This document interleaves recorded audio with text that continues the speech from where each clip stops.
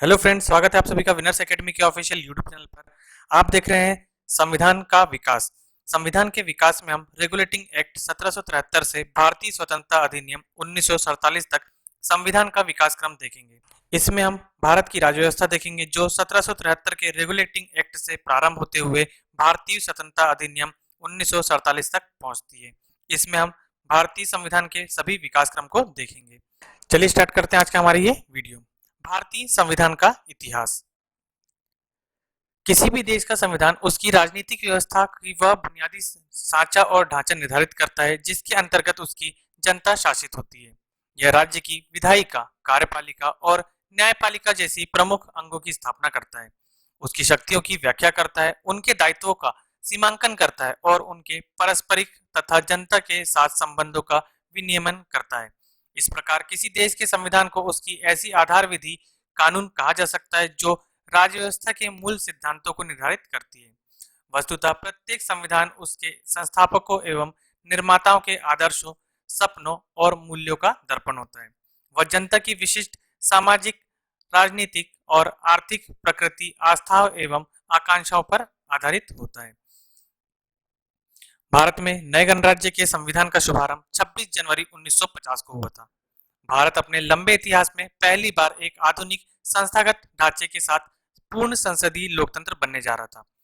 26 नवंबर 1949 को भारतीय संविधान सभा द्वारा निर्मित भारत का संविधान के पूर्व ब्रिटिश संसद द्वारा कई ऐसे अधिनियम, चार्टर पारित किए गए थे जिन्हें भारतीय संविधान का आधार कहा जा सकता है। आज के इस वीडियो में भारत के संविधान बनने के पूर्व ब्रिटिश संसद द्वारा जो अधिनियम और चार्टर पारित किए गए थे, हम उन्हें देखेंगे। तो चलिए देखते हैं आज की वीडियो में हम क्या क्या चीजें देखने वाले हैं। सबसे पहले हम देखेंगे रेगुलेटिंग एक्ट 1773, उसके बाद 1781 का संशोधित अधिनियम, फिर आता है पिट्स इंडिया अधिनियम जो कि 1784 में आया था। इसके बाद आता है 1786 का अधिनियम, 1793 का राजपत्र जिसे हम चार्टर एक्ट के नाम से भी जानते हैं, 1813 का राजपत्र जिसे चार्टर एक्ट 2 के नाम से जानते हैं, 1833 का राजपत्र जिसे हम चार्टर एक्ट 3 के नाम से जानते हैं, 1853 का राजपत्र जिसे चार्टर एक्ट 4 के नाम से हम जानते हैं। चार्टर एक्ट कुल 4 बनाए गए थे जो कि 20-20 वर्ष के अंतराल में बनाए गए थे। अगला देखेंगे हम भारतीय परिषद अधिनियम 1861, उसके बाद शाही उपाधि अधिनियम 1876, फिर भारतीय परिषद अधिनियम 1892, भारतीय परिषद अधिनियम 1909, भारतीय परिषद अधिनियम 1919, साइमन कमीशन 1927, नेहरू रिपोर्ट, गोलमेज सम्मेलन 1930-32, भारत सरकार अधिनियम 1935 और सबसे आखिरी में भारतीय स्वतंत्रता अधिनियम 1947। सबसे पहले हम देखेंगे 1773 का regulating act. East India company के कर्मचारियों की गलत प्रवृत्तियों के कारण कंपनी को बहुत क्षति हुई, जिसकी रिपोर्ट के लिए सन 1772 में गठित एक गुप्त समिति के आवेदन पर सन 1773 में रेगुलेटिंग एक्ट पारित किया गया था। इस रेगुलेटिंग एक्ट में बंगाल के शासन गवर्नर जनरल और 4 सदस्यीय परिषद में नियुक्त किया गया था। इस परिषद में निर्णय बहुमत द्वारा लिए जाने की भी व्यवस्था की गई थी। इस अधिनियम द्वारा प्रशासक मंडल में वारेन हेस्टिंग को गवर्नर जनरल के रूप में और क्लेवरिंग, मानसन, बरवेल और फिलिप फ्रांसिस को परिषद के सदस्य के रूप में नियुक्त किया गया था। इन सभी का कार्यकाल 5 वर्ष का था और निर्देशक बोर्ड की सिफारिश पर केवल ब्रिटिश सम्राट ही इनके द्वारा हटाया जा सकता था। इन्हें हटाने का जो अधिकार था वो केवल ब्रिटिश सम्राट के पास ही था। मद्रास और बॉम्बे प्रेसिडेंसियों को बंगाल प्रेसिडेंसी के अधीन कर दिया गया था। तो रेगुलेटिंग एक्ट 1773 में मद्रास और बम्बई प्रेसिडेंसियों को बंगाल के अधीन कर दिया गया था और बंगाल के गवर्नर जनरल को तीनों प्रेसिडेंसियों का जनरल बना दिया गया था। यदि आपसे एग्जाम में सवाल पूछा जाता है कि बंगाल के गवर्नर को किन 3 प्रेसिडेंसियों का गवर्नर जनरल बनाया गया था, तो वो बनाया गया था बंगाल, मद्रास और बम्बई प्रेसिडेंसियों का। इस प्रकार वारेन हेस्टिंग को बंगाल का प्रथम गवर्नर जनरल कहा जाता है। तो सबसे पहले गवर्नर जनरल जो थे वो बंगाल के वारेन हेस्टिंग, जो कि बंगाल के प्रथम गवर्नर जनरल बनाए गए थे और वे सत्ता का उपयोग संयुक्त रूप से करते थे।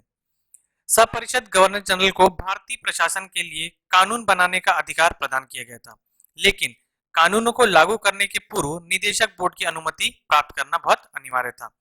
इस अधिनियम द्वारा बंगाल, जो कि कलकत्ता में एक उच्चतम न्यायालय की स्थापना की गई थी, तो बंगाल के कलकत्ता में एक उच्चतम न्यायालय यानी कि हाई कोर्ट की स्थापना की गई थी और इसके एक मुख्य न्यायाधीश और 3 अन्य न्यायाधीश थे। सर एलिजा इम्पे को उच्चतम न्यायालय सुप्रीम कोर्ट का प्रथम मुख्य न्यायाधीश नियुक्त किया गया था। इससे संबंधित एक सवाल एग्जाम में पूछा जा सकता है कि सर एलिजा इम्पे को उच्चतम न्यायालय का मुख्य न्यायाधीश नियुक्त किया गया था। तो आपसे पूछा जाएगा सुप्रीम कोर्ट के प्रथम मुख्य न्यायाधीश कौन थे, तो सर एलिजा इम्पे यहाँ के मुख्य न्यायाधीश थे।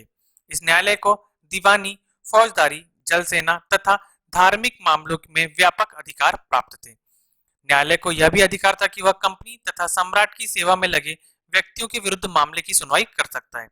इस न्यायालय के निर्णय के विरुद्ध इंग्लैंड की स्थित प्रीवी काउंसिल में अपील की जा सकती थी। यदि किसी को यह लगता है कि न्यायालय द्वारा कोई गलत निर्णय लिया गया है तो इस निर्णय के विरुद्ध इंग्लैंड स्थित जो प्रीवी काउंसिल थी उसमें अपील की जा सकती थी। संचालक मंडल का कार्यकाल 4 वर्ष का कर दिया गया था और अब 500 पाउंड के स्थान पर 1000 पाउंड के अंशधारियों को संचालन चुनने का अधिकार दे दिया गया था। इस प्रकार सन 1773 के एक्ट द्वारा भारत में कंपनियों के कार्यों में ब्रिटिश संसद का हस्तक्षेप व नियंत्रण प्रारंभ हुआ तथा कंपनी के शासन के लिए पहली बार एक लिखित संविधान प्रस्तुत किया गया। तो सन 1773 का जो रेगुलेटिंग एक्ट था उसमें ब्रिटिश संसद का हस्तक्षेप और नियंत्रण प्रारंभ हो चुका था। इसके पहले यह अधिकार ईस्ट इंडिया कंपनी के पास थे, लेकिन जैसे ही 1773 का रेगुलेटिंग एक्ट आता है इसमें सारे अधिकार ब्रिटिश संसद के पास चले जाते हैं। रेगुलेटिंग एक्ट में एक और बदलाव हुआ था जिसमें बंगाल के गवर्नर को, जो पहले गवर्नर हुआ करते थे, उन्हें नाम बदलकर गवर्नर जनरल का नाम दे दिया गया था और इस प्रकार बंगाल के पहले गवर्नर जनरल वॉरेन हेस्टिंग पहले गवर्नर जनरल बनाए गए थे। इसके बाद आता है 1881 का संशोधित अधिनियम। इस अधिनियम के द्वारा कलकत्ता की सरकार को बंगाल, बिहार और उड़ीसा के लिए भी कानून बनाने का अधिकार प्रदान कर दिया गया। जो 1781 का जो संशोधित अधिनियम था इसमें कलकत्ता की जो सरकार थी, जो बंगाल की सरकार थी, उसे बिहार और उड़ीसा के लिए भी कानून बनाने के अधिकार मिल गए थे। इस अधिनियम द्वारा सर्वोच्च न्यायालय पर यह रोक लगा दी गई कि कंपनी के कर्मचारियों के विरुद्ध कार्रवाई नहीं की सकती, जो उन्होंने एक सरकारी अधिकारी की हैसियत से किया था। तो यह संशोधन 1781 में किया गया था। कानून बनाने तथा उसका क्रियान्वयन करते समय भारतीयों के सामाजिक और धार्मिक रीति रिवाजों का सम्मान करने के भी निर्देश दिए गए थे। तो सन 1781 में जो कानून बनाए जा रहे थे उसमें भारतीयों के सामाजिक और धार्मिक रीति रिवाजों का सम्मान करने के भी निर्देश दिए गए थे। इसके बाद आता है पिट्स इंडिया अधिनियम। इस अधिनियम को कंपनी पर आधिकारिक नियंत्रण स्थापित करने के लिए भारत में कंपनी की गिरती साख को बचाने के उद्देश्य से यह पारित किया गया था। सन 1773 के रेगुलेटिंग एक्ट में व्याप्त कमियों को दूर करने के लिए 1781 में एक एक्ट को पारित किया गया था जिसे एक्ट ऑफ सेटलमेंट भी कहा गया था। इसके बाद सन 1784 में ब्रिटिश संसद ने पिट्स इंडिया एक्ट पारित किया। भारत में गवर्नर जनरल परिषद की संख्या 4 से कम करके 3 कर दी गई। इस परिषद को युद्ध, संधि, राजस्व, सैन्य शक्ति, देशी रियासतों के आदि के अधीक्षण शक्ति प्रदान कर दी गई थी। कंपनी के भारतीय अधिकृत प्रदेशों को पहली बार ब्रिटिश अधिकृत प्रदेश कहा गया था। जो पिट्स इंडिया एक्ट बनाया गया था इसमें भारतीय अधिकृत कंपनी को, जो पहले कंपनी के अधिकृत थी भारतीय अधिकृत प्रदेश, वो पहली बार ब्रिटिश अधिकृत प्रदेश कहे गए थे। गवर्नर जनरल को देशी राजाओं से युद्ध तथा संधि से पूर्व कंपनी के संचालक से स्वीकृति लेना आवश्यक कर दिया गया था। इंग्लैंड में 6 आयुक्त कमिश्नरों के एक नियंत्रक बोर्ड की स्थापना की गई जिसे भारत में अंग्रेजी अधिकृत क्षेत्र पर पूरा अधिकार कर दिया गया। इसे बोर्ड ऑफ कंट्रोल के नाम से जाना जाता था। इसके सदस्यों की नियुक्ति सम्राटों के द्वारा की जाती थी। इसके 6 सदस्यों में से एक ब्रिटेन के अर्धमंत्री, दूसरे विदेश सचिव और 4 अन्य सम्राट द्वारा प्रीवी काउंसिल के सदस्य द्वारा चुने जाते थे। इस बोर्ड ऑफ कंट्रोल नियंत्रक मंडल को कंपनी के भारत सरकार के नाम, आदेशों एवं निर्देशों को स्वीकृत करना और अस्वीकृत करने का अधिकार भी प्राप्त था। इसके बाद प्रांतीय परिषद के सदस्यों की संख्या भी 4 से घटाकर 3 कर दी गई थी। प्रांतीय शासन को केंद्रीय आदेशों का अनुपालन करना आवश्यक था। बंबई और मद्रास के गवर्नर पूर्ण रूप से गवर्नर जनरल के अधीन कर दिए गए थे। कंपनी के कर्मचारियों को उपहार लेने पर पूर्णतः प्रतिबंध भी लगा दिया गया था और भारत में नियुक्त अंग्रेज अधिकारियों के मामले में सुनवाई के लिए इंग्लैंड में एक कोर्ट की स्थापना की गई थी। तो 1884 के पीट्स इंडिया एक्ट में ये 8 बदलाव किए जाते हैं। सबसे महत्वपूर्ण जो आप इसमें से सवाल पूछा जाता है कि वो सन से संबंधित होता है कि पीट्स इंडिया का संबंध किस वर्ष से है। तो पीट्स इंडिया एक्ट का संबंध सन 1784 से है। इसके बाद आता है 1786 अधिनियम। 1786 का अधिनियम, तो ये अधिनियम में गवर्नर जनरल को विशेष परिस्थितियों में अपनी परिषद के निर्णय को रद्द करने और अपने निर्णय लागू करने के अधिकार दे दिए गए थे। गवर्नर जनरल को मुख्य सेनापति की शक्तियां भी मिल गई थी। तो पिट्स इंडिया एक्ट के बाद 2 साल के बाद ही उसमें अधिनियम में संशोधन हुआ और इस अधिनियम में गवर्नर जनरल को विशेष परिस्थिति में परिषद के निर्णय रद्द करने के भी अधिकार मिल गए थे और मुख्य सेनापति की शक्तियां भी मिल गई थी। इसके बाद आता है सन 1793 का राजपत्र, जिसे हम चार्टर एक्ट के नाम से भी जानते हैं। कंपनी के कार्यों एवं संगठनों में सुधार के लिए चार्टर एक्ट पारित किया गया। इस चार्टर एक्ट की प्रमुख विशेषता यह थी कि इसमें पूर्व के अधिनियमों के सभी महत्वपूर्ण प्रावधानों को शामिल किया गया था। इस अधिनियम की मुख्य विशेषता इस प्रकार है। कंपनी के व्यापारिक अधिकारों को अगले 20 वर्षों के लिए बढ़ा दिया गया था। तो आपको ध्यान रखना है कि चार्टर एक्ट जो प्रारंभ होता है वो 1793 से प्रारंभ होता है और प्रत्येक 20 वर्षों के लिए से बढ़ा दिया जाता है। इसके बाद अगला है विगत शासकों के व्यक्तिगत नियम के स्थान पर ब्रिटिश भारत में लिखित विधि विधानों द्वारा प्रशासन की आधारशिला रखी गई। इन लिखित विधियों एवं नियमों की व्याख्या न्यायालय द्वारा किया जाना निर्धारित किया गया। तो यहीं से हमारे संविधान की नींव रखी जा रही थी, जिसमें धीरे धीरे लिखित विधि और कानून बनाए जाने लगे थे। गवर्नर जनरल और गवर्नरों की परिषदों की संख्या, सदस्यों की योग्यता के लिए सदस्य को कम से कम 12 वर्षों तक भारत में रहने का अनुभव आवश्यक कर दिया गया था। इसके पहले गवर्नर जनरल और गवर्नरों की परिषदों की जो सदस्य थी उसके लिए किसी प्रकार की योग्यता नहीं थी, लेकिन चार्टर एक्ट के द्वारा इसमें कम से कम 12 वर्षों तक जो भारत में रहा है और उसे भारत में रहने का अनुभव है, उससे ही गवर्नर जनरल या गवर्नरों की परिषद की सदस्यता मिल सकती थी। नियंत्रक मंडल के सदस्यों का वेतन अब भारतीय कोष से दिया जाना तय हो गया था। इसके पहले कंपनी के कोष में से इन नियंत्रक मंडल के सदस्यों को वेतन दिया जाता था, लेकिन चार्टर एक्ट में यह बदलाव हुआ कि नियंत्रक मंडल के सदस्यों को अब वेतन भारतीय कोष से दिया जाएगा। अगला है 1813 का राजपत्र, जिसे हम चार्टर एक्ट 2 के नाम से भी जानते हैं। ईसाई मिशनरियों द्वारा भारत में धार्मिक सुविधाओं की मांग, कंपनी के एकाधिकार को समाप्त करने, लॉर्ड वेनेजली का भारत में आक्रमण नीति और कंपनी की दैनिक आर्थिक स्थिति के आलोक में 1813 का चार्टर एक्ट ब्रिटिश संसद द्वारा पारित किया गया था। ये चार्टर एक्ट यहाँ पर सुधार के लिए लाया गया था, जिसमें कंपनियों का एकाधिकार समाप्त करना है और ईसाई मिशनरियों द्वारा भारत में धार्मिक सुविधाओं की मांग होने लगी थी, इसीलिए इसे लेकर आया गया था। इस चार्टर एक्ट में जो बदलाव हुए वो इस प्रकार है। सबसे पहले कंपनी का भारतीय व्यापार का एकाधिकार समाप्त कर दिया गया। इसके पहले कंपनी का भारत में एकाधिकार हुआ करता था और लेकिन इसमें चीन से व्यापार और चाय के व्यापार पर कंपनी का एकाधिकार बना रहा। ईसाइयों मिशनरियों द्वारा भारत में धर्मप्रचार की अनुमति मिल गई। भारतीयों की शिक्षा के लिए सरकार को प्रति वर्ष 1 लाख रुपए खर्च करने के निर्देश दिए गए। कंपनी को अगले 20 वर्षों के लिए भारतीय प्रदेशों और राजस्व पर नियंत्रण का अधिकार दिया। उसके बाद नियंत्रण बोर्ड की शक्ति को परिभाषित किया गया और उसका विस्तार भी कर दिया गया। इसके बाद अगला है 1833 का राजपत्र, जिसे हम चार्टर एक्ट 3 के नाम से भी जानते हैं। 1813 के अधिनियम के बाद भारत में कंपनी के साम्राज्य में काफी वृद्धि हुई। महाराष्ट्र, मध्य भारत, पंजाब, सिंध, ग्वालियर, इंदौर आदि पर अंग्रेजों का प्रभुत्व स्थापित हो गया। इसी प्रभुत्व को स्थापित प्रदान करने के लिए 1833 का चार्टर अधिनियम पारित किया गया। इसके प्रावधान निम्न प्रकार से थे, जिसमें पहला, कंपनी के चाय और चीन के साथ व्यापार के एकाधिकार को भी समाप्त कर दिया गया।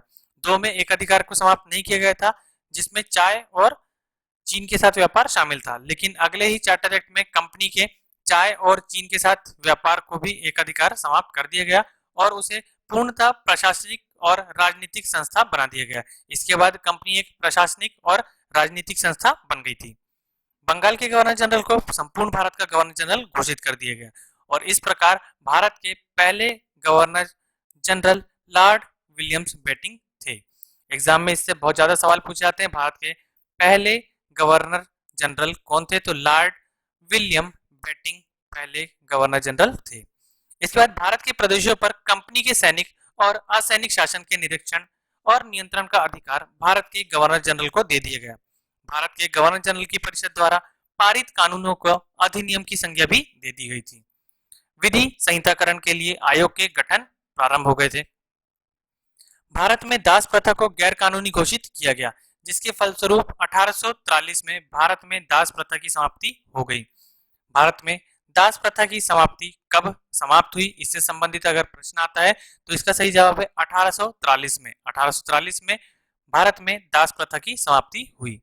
इस अधिनियम द्वारा यह स्पष्ट कर दिया गया कि कंपनी के प्रदेशों में रहने वाले किसी भी भारतीय को केवल धर्म, वंश, रंग या जन्म स्थान इत्यादि के आधार पर कंपनी के किसी भी पद जिसके लिए वह योग्य उससे वंचित नहीं किया जाएगा।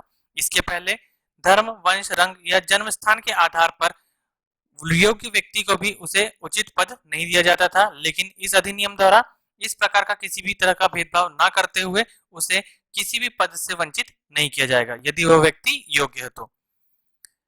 सपरिषद गवर्नर जनरल को ही संपूर्ण भारत के लिए कानून बनाने का प्राधिकार प्राप्त था। मद्रास और बंबई बोर्ड के परिषदों को कानून बनाने का अधिकार समाप्त कर दिया गया था। इसके पहले मद्रास और बंबई की परिषदों को भी कानून बनाने के अधिकार दे दिए गए थे, लेकिन इस चार्टर एक्ट में सिर्फ सपरिषद गवर्नर जनरल को ही संपूर्ण भारत के लिए कानून बनाने का अधिकार मिल गया था। इस अधिनियम द्वारा भारत में केंद्रीकरण का प्रारंभ किया गया, जिसका प्रबल प्रमाण विधियों को संहिताबद्ध करने के लिए एक आयोग का गठन था। इस आयोग का सर्वप्रथम अध्यक्ष लॉर्ड मैकाले नियुक्त किए गए थे। तो विधि आयोग के गठन के पहले जो अध्यक्ष थे वो थे लॉर्ड मैकाले। इसके बाद आता है 1853 का राजपत्र, जिसे हम चार्टर एक्ट 4 के नाम से भी जानते हैं। 1853 का राजपत्र भारतीय शासन के इतिहास में अंतिम चार्टर एक्ट रहा है। यह अधिनियम मुख्यतः भारतीयों की ओर से कंपनी के शासन की समाप्ति की मांग और तात्कालिक गवर्नर जनरल लॉर्ड डलहौजी की रिपोर्ट पर आधारित था। इस चार्टर एक्ट की जो प्रमुख विशेषताएं थी वो थी ब्रिटिश संसद को किसी भी समय कंपनी के भारतीय शासन को समाप्त करने का अधिकार प्रदान कर दिया गया। मतलब ब्रिटिश संसद को कंपनी के भारतीय शासन में समाप्त करने के अधिकार मिल गए। उसके बाद कार्यकारिणी परिषद को कानून सदस्य को परिषद का पूर्ण सदस्य दर्जा प्रदान कर दिया गया। कार्यकारिणी के जो परिषद थे उनको उनके कानून सदस्य को परिषद का पूर्ण सदस्य का दर्जा भी प्रदान कर दिया गया। बंगाल के लिए अलग गवर्नर की नियुक्ति की व्यवस्था भी इस चार्टर एक्ट में की गई। गवर्नर जनरल को अपनी परिषद के उपाध्यक्ष की नियुक्ति का अधिकार मिल गया। गवर्नर जनरल अब उपाध्यक्ष पद की नियुक्ति कर सकते थे। विधायी कार्यों और प्रशासनिक कार्यों को अलग करने की व्यवस्था कर दी गई। मतलब कानून बनाने और उसका प्रशासनिक कार्य करने को, ये दोनों कार्यों को करने की व्यवस्था को अलग अलग कर दिया गया। निर्देशक मंडल जो कि पहले 24 हुआ करते थे उन्हें घटाकर 18 कर दी गई। निर्देशक मंडलों की सदस्यों की संख्या 24 से घटाकर 18 कर दी गई थी। अगला जो सुधार हुआ था वो था कंपनी के कर्मचारियों की नियुक्ति के लिए प्रतियोगी परीक्षा की व्यवस्था कर दी गई थी। तो प्रतियोगी परीक्षाओं की जो शुरुआत हुई थी वो चार्टर एक्ट 4 जो कि 1853 का था। चार्टर एक्ट की जो शुरुआत हुई थी वो हुई थी 1793 में 1793 से, और प्रत्येक 20 वर्ष के बाद इसमें सुधार करते गए। पहला जो चार्टर एक्ट था वो 1793 में बनाया गया। अगला सुधार 20 वर्ष के बाद मतलब 1813 में। उसके बाद अगला जो सुधार हुआ वो उसके 20 वर्ष के बाद मतलब 1833 में, और आखिरी जो चार्टर एक्ट बना था वो 1853 में बना था, जिसमें दिए गए सुधार किए गए हैं। भारतीय विधि आयोग की रिपोर्ट पर विचार करने के लिए इंग्लैंड में एक विधि आयोग का भी गठन इसी चार्टर एक्ट में बना दिया गया था। 1853 का चार्टर एक्ट, उसके बाद सन 1857 की क्रांति होती है जिसमें भारतीयों का बहुत गहन विरोध होता है। इस विरोध के बाद 1858 का एक अधिनियम बनाया गया। इस अधिनियम का आधार जो था वो था 1853 की चार्टर्ड कंपनी में शासन के लिए किसी निश्चित अवधि के लिए इसे अधिकार नहीं दिया गया था। जो चार्टर था उसे किसी निश्चित अवधि के लिए अधिकार नहीं दिया गया था, इसलिए यहां से चार्टर एक्ट समाप्त कर दिया गया। इसलिए किसी भी समय सत्ता का हस्तांतरण ब्रिटिश क्राउन को संसद के द्वारा हस्तांतरित किया जा सकता था। 1857 की क्रांति के बाद शासन की असंतोषजनक नीतियां उजागर हो गई थी, जिसके बाद संसद को कंपनी को अपने पद से हटाने का एक नया बहाना भी मिल गया था। साम्राज्य की सुरक्षा के लिए ब्रिटिश संसद ने कई अधिनियम पारित किए थे जो भारतीय प्रशासन का आधार भी बने हैं। 1858 के जो अधिनियम है वो निम्न प्रकार से हैं, जिसमें पहला है भारत में कंपनी के शासन को समाप्त कर शासन का उत्तरदायित्व अब ब्रिटिश संसद को सौंप दिया गया था। अभी तक जो शासन कंपनी कर रही थी, अब उसका शासन समाप्त कर दिया गया और इसका उत्तरदायित्व ब्रिटिश संसद के पास चला गया था। अब भारत के लिए जो कानून बनाए जाने थे वो ब्रिटिश संसद से बनाए जाने थे। अब भारत का शासन ब्रिटिश साम्राज्य की ओर से राज्य सचिव को चलाना था, जिसकी सहायता के लिए 15 सदस्यीय भारतीय परिषद का गठन किया गया। अब भारत के शासन से संबंधित सभी कानूनों और कार्रवाइयों पर भारत सचिव की स्वीकृति लेना अनिवार्य कर दिया गया था। भारत के गवर्नर जनरल का नाम वायसराय, जो कि क्राउन का प्रतिनिधि हुआ करता था। तो पहले गवर्नर हुआ करते थे, उसके बाद उसका नाम चेंज करके गवर्नर जनरल बनाए गए और अब गवर्नर जनरल की जगह वायसराय का नाम सामने आ गया, जो कि क्राउन का प्रतिनिधि हुआ करता था। भारत सचिव की आज्ञा के अनुसार कार्य करने के लिए ये बाध्य थे। तो भारत जो वायसराय थे, वो जो भारत के सचिव थे, उनकी आज्ञा के अनुसार ही कार्य करने के लिए बाध्य थे। भारत मंत्री को वायसराय के से गुप्त पत्र व्यवहार और ब्रिटिश संसद में प्रतिवर्ष भारतीय बजट पेश करने का अधिकार था। तो भारत के जो मंत्री थे, उन्हें वायसराय से गुप्त पत्र व्यवहार और ब्रिटिश संसद में हर साल भारतीय बजट को पेश करने का अधिकार दे दिया गया था। कंपनी की सेवा को ब्रिटिश शासन के अधीन कर दिया गया था। इस प्रकार भारत का सर्वप्रथम वायसराय लॉर्ड कैनिंग बना दिए गए थे। भारत के प्रथम वायसराय लॉर्ड कैनिंग। तो हमें तीन चीज ध्यान रखना है: भारत के पहले गवर्नर, भारत के पहले गवर्नर जनरल और भारत के पहले वायसराय, जो कि लॉर्ड कैनिंग थे। 1 नवंबर 1858 को ब्रिटेन की महारानी विक्टोरिया ने भारत के संबंध में एक महत्वपूर्ण नीतिगत घोषणा की। इस महत्वपूर्ण घोषणा का जो बातें थी वो निम्न प्रकार से है: भारतीय प्रजा को साम्राज्य के अन्य भागों में रहने वाली ब्रिटिश प्रजा के समान ही माना जाएगा। तो ब्रिटिश की महारानी विक्टोरिया ने यह घोषणा की कि भारतीय प्रजा को साम्राज्य के अन्य भागों में रहने वाली ब्रिटिश प्रजा के समान ही माना जाएगा। अगला जो पॉइंट है वो है: भारतीय लोगों के साथ लोक सेवाओं में अपनी शिक्षा, योग्यता और विश्वसनीयता के आधार पर स्वतंत्र एवं निष्पक्ष भर्ती में भेदभाव नहीं किया जाएगा। अगला पॉइंट है: भारत के लोगों के भौतिक एवं नैतिक उन्नति के प्रयास किए जाएंगे।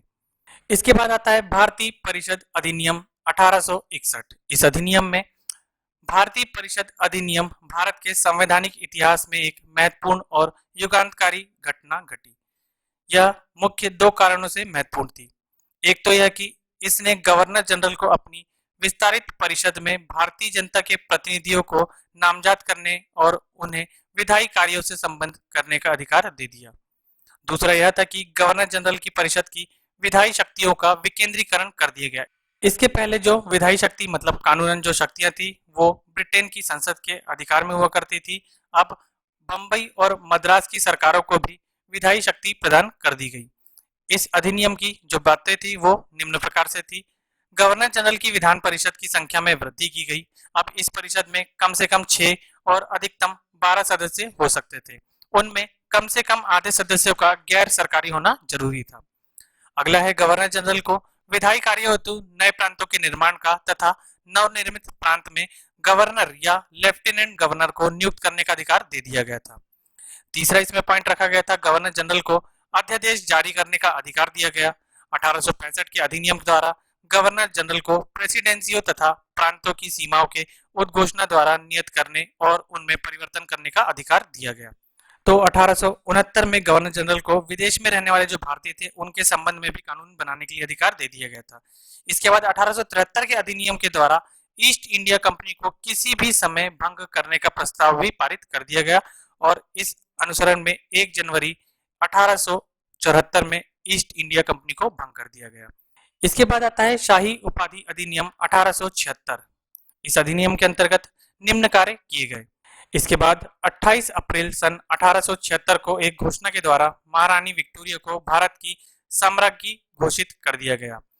दूसरा जो पॉइंट था वो था औपचारिक रूप से भारत सरकार का ब्रिटिश सरकार को अंतरण मान्य कर दिया गया। इसके बाद आता है भारतीय परिषद अधिनियम 1892। इस अधिनियम में 1861 के अंतर्गत गैर सरकारी सदस्य या तो बड़े जमींदार होते थे या अवकाश प्राप्त अधिकारी या भारत के राज परिवारों के सदस्य हुआ करते थे। प्रतिनिधित्व की आम आकांक्षा की पुष्टि इससे नहीं हुई। इसी बीच भारतीय राष्ट्रीय कांग्रेस द्वारा अधिक प्रतिनिधित्व की मांग की जाती रही। यूरोपीय व्यापारियों की ओर से भी भारत को इंग्लैंड में स्थित इंडिया ऑफिस से अधिक स्वतंत्रता की मांग की जाती रही थी। सर जॉर्ज चिजनी की अध्यक्षता में एक कमेटी बनी जिसके सुझाव का समावेश सन 1892 के अधिनियम में किया गया। ये जो अधिनियम था इसकी कुछ प्रमुख बातें थी, जिसमें पहली थी इस अधिनियम के द्वारा केंद्रीय तथा प्रांतीय विधान परिषद में अतिरिक्त सदस्यों की संख्या बढ़ा दी गई और उनके निर्वाचन की मांग विशेष उल्लेख भी इसमें किया गया। इसके द्वारा समिति चुनाव की ही व्यवस्था हुई, लेकिन भारत के मुख्य सामाजिक वर्गों का प्रतिनिधित्व में सुनिश्चित कर दिया गया था। परिषदों के आधार में भी अधिकारों में भी वृद्धि की गई। वार्षिक आय या बजट का ब्यौरा परिषद में प्रस्तुत करना अनिवार्य हो गया था। सदस्यों को कार्यपालिका में काम के बारे में प्रश्न पूछने का भी अधिकार दे दिया गया था। इस अधिनियम द्वारा विधायिका के सदस्य के समिति निर्वाचन की शुरुआत हुई। फिर इस अधिनियम में अनेक खामियां थी जिनके कारण भारतीय राष्ट्रविदियों ने इस अधिनियम की बार बार आलोचना की। यह माना गया कि स्थानीय निकायों का चुनाव मंडल बनाना एक प्रकार से इसके द्वारा मनोनीत करना ही है। विधानमंडलों की शक्तियां भी काफी सीमित हो गई थी। सदस्य अनुपूरक प्रश्न नहीं पूछ सकते थे, किसी प्रश्न का उत्तर देने से इनकार किया जा सकता था। इसके अलावा वर्गों का प्रतिनिधित्व भी पक्षपात पूर्ण था। तो यह एक लोकतांत्रिक अधिनियम नहीं माना जा रहा था, इसलिए इसकी बार बार आलोचना की जा रही थी। इसके बाद आता है भारतीय परिषद अधिनियम 1919।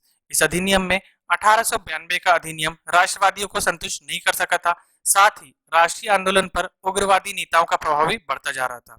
सेक्रेटरी ऑफ स्टेट लॉर्ड मार्ले और भारत में उस समय के वायसराय लॉर्ड मिंटो दोनों ही इस बात से सहमत थे कि कुछ सुधारों की आवश्यकता है। सर अरुंडेल कमेटी की रिपोर्ट के आधार पर फरवरी 1919 में नया अधिनियम पारित किया गया जिसे भारतीय परिषद अधिनियम कहा गया और इसी को मार्ले मिंटो सुधार के नाम से भी जाना जाता था। तो मार्ले मिंटो में लॉर्ड मार्ले जो कि उस समय के सेक्रेटरी ऑफ स्टेट थे। यदि आपसे सवाल पूछा जाता है सन 1900 अधिनियम के समय सेक्रेटरी ऑफ स्टेट कौन थे, तो वो लॉर्ड मार्ले थे और उस समय के जो वायसराय थे वो लॉर्ड मिंटो थे। इस अधिनियम के कुछ प्रावधान भी किए गए थे जो इस प्रकार है। इस अधिनियम के द्वारा केंद्रीय एवं प्रांतीय विधान परिषदों में निर्वाचित सदस्यों की संख्या में वृद्धि की गई। प्रांतीय विधान परिषदों में गैर सरकारी बहुमत स्थापित किया गया।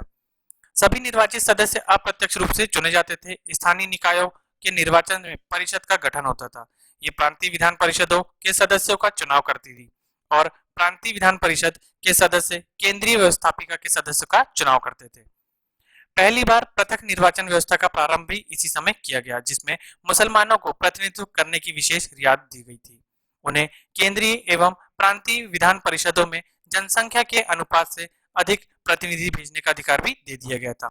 इसके पहले केंद्रीय एवं प्रांतीय विधान परिषदों में जनसंख्या के अनुपात के आधार पर ही प्रतिनिधि भेजने का अधिकार प्राप्त था, लेकिन इस सुझाव के बाद मुसलमानों को जनसंख्या के अनुपात से अधिक प्रतिनिधि भेजने का भी अधिकार दे दिया गया था। गवर्नर जनरल की कार्यकारिणी में एक भारतीय सदस्य को नियुक्त करने की व्यवस्था इस अधिनियम में की गई। प्रथम भारतीय सदस्य के रूप में सत्येंद्र सिन्हा की नियुक्ति की गई थी। यदि सवाल आता है कि भारतीय परिषद अधिनियम में प्रथम भारतीय सदस्य के रूप में किन्हें नियुक्त किया गया था, तो उनका नाम है सत्येंद्र सिन्हा। विधायिका के कार्य क्षेत्र में विस्तार किया गया। सदस्य को बजट प्रस्ताव करने और जनहित के विषयों पर प्रश्न पूछने का अधिकार भी दे दिया गया। जिन विषयों को विधायिका के क्षेत्र से बाहर रखा गया था वे थे सशस्त्र सेना, विदेश संबंध और देसी रियासतें। तो इसके अलावा जितने भी प्रस्ताव थे उसमें सभी को जनहित के विषयों पर प्रश्न पूछने के अधिकार दिए गए थे। इस अधिनियम की सबसे बड़ी त्रुटि यह थी कि पृथक एवं सांप्रदायिक आधार पर निर्वाचन की पद्धति लागू कर दी गई थी। इसके अलावा जो चुनाव पद्धति अपनाई गई थी वह इतनी अस्पष्ट थी कि जनप्रतिनिधि प्रणाली का एक प्रकार की बहुत सी छन्नियों में से छनने की प्रक्रिया बन गई थी।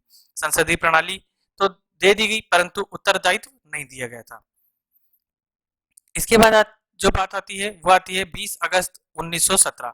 20 अगस्त 1917 को तात्कालिक secretary state for India Montagu ने हाउस ऑफ कॉमन्स में एक ऐतिहासिक वक्तव्य दिया जिसमें ब्रिटेन के इरादों का भी बखान हो गया था। इस अधिनियम में जो सुधार किया गया वो था सभी शाखाओं में भारतीयों को शामिल करना और स्वायत्तशासी संस्थाओं को क्रमिक विकास करना इसमें शामिल किया गया था। इसके बाद आता है इसी घोषणा को क्रियान्वित करने के लिए मोनफोर्ड रिपोर्ट जो सन 1919 में प्रकाशित की गई थी, 1919 के अधिनियम का आधार बनी थी। इस एक्ट द्वारा तत्कालीन भारतीय संवैधानिक प्रणाली को महत्वपूर्ण परिवर्तन किए गए जो कि निम्न प्रकार से थे। पहला था केंद्रीय विधान परिषद का स्थान राज्य परिषद, जिसे उच्च सदन का नाम दिया गया था, और विधानसभा, जिसे निम्न सदन का नाम दिया गया था।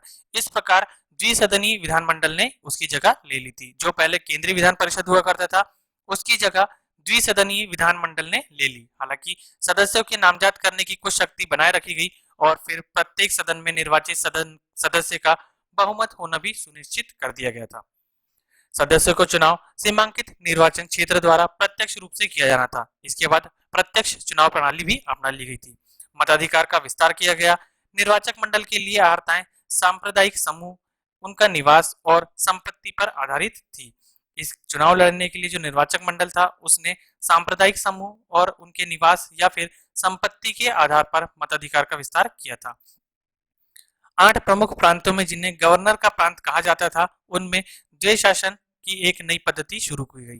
प्रांतीय सूची के विषयों के 2 भागों में बांटा कर दिया, जिसमें सुरक्षित विषय और हस्तांतरित विषय शामिल थे। सुरक्षित सूची के विषय में गवर्नर के अधिकार क्षेत्र में थे। वह इन विभागों को अपने कार्यकारिणी के सहायता से देखता था। हस्तांतरित विषय में भारतीय मंत्रियों के अधिकार में थे, जिनकी जिनकी नियुक्ति भारतीय सदस्यों में से होती थी। अधिनियम के प्रारंभ के 10 वर्ष के बाद द्वैध शासन प्रणाली और संवैधानिक सुधारों को व्यवहारिक रूप से जांच के लिए और उत्तरदायी सरकार की प्रगति से संबंधित मामलों पर सिफारिश करने के लिए ब्रिटिश संसद द्वारा एक आयोग ने गठन की व्यवस्था की।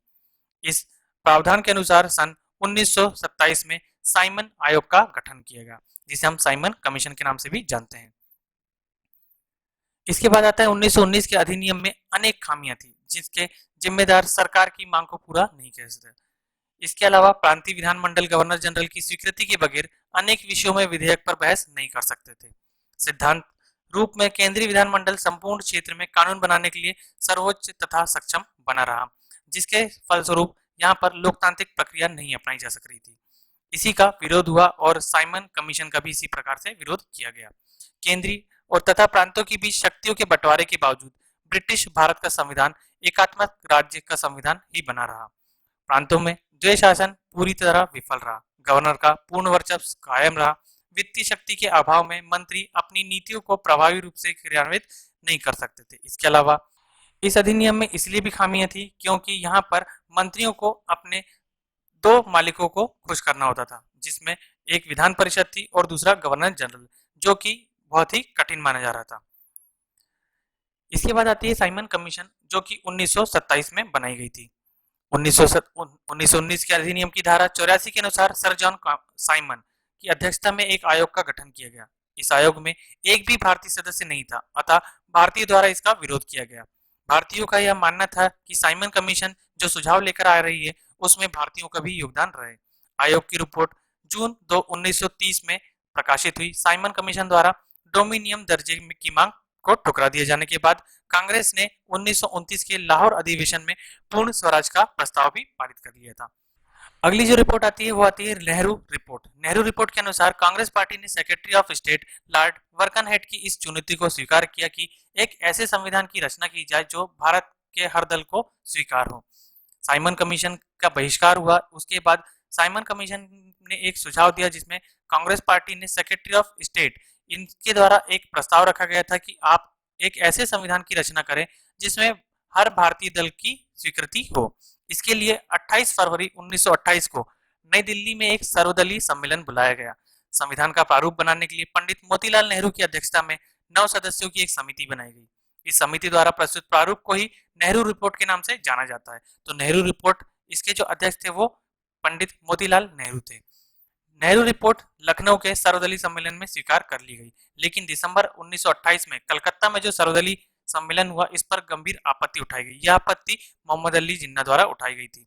नेहरू रिपोर्ट के सांप्रदायिक समझौता में भी समुदायों के संयुक्त निर्वाचक समूह का प्रस्ताव था। इस प्रस्ताव पर सबसे बड़ी आपत्ति मोहम्मद अली जिन्ना ने की थी। इसके बाद आती है गोलमेज सम्मेलन, जो 1930 और 1932 के बीच हुई थी। साइमन की रिपोर्ट प्रकाशित होने के पहले लॉर्ड इरविन ने घोषणा की थी कि रिपोर्ट को गोलमेज सम्मेलन में विचार के लिए रखा जाएगा। पहला सम्मेलन 12 नवंबर 1930 को हुआ। यह सम्मेलन किसी निश्चित सहमति पर नहीं पहुंच सका था। पहले सम्मेलन में कांग्रेस ने भाग नहीं लिया था। फरवरी 1931 के गांधी और इरविन के समझौते के फलस्वरूप दूसरे गोलमेज सम्मेलन में कांग्रेस की तरफ से गांधी जी ने भाग लिया और श्रीमती सरोजनी नायडू और पंडित मदन मोहन मालवीय ने ब्रिटिश सरकार के तौर पर मनोनीत उन्हें सदस्य के रूप में भाग लेने के लिए बुलाया गया था। यदि इसमें से आपसे सवाल पूछा जाता है कि दूसरे गोलमेज सम्मेलन में ब्रिटिश सरकार ने भाग लेने के लिए किन्हें मनोनीत किया था, तो वो थी सरोजनी नायडू और पंडित मदन मोहन मालवीय। और यदि सवाल पूछा जाता है कि दूसरे गोलमेज सम्मेलन में कांग्रेस की ओर से किसने भाग लिया था, तो वो थे गांधी जी।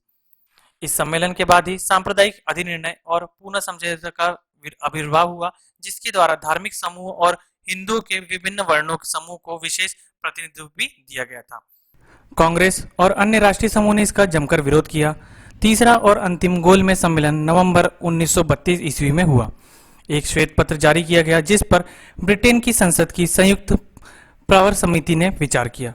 इसके सुझाव के आधार पर भारत सरकार अधिनियम 1935 बनाया गया।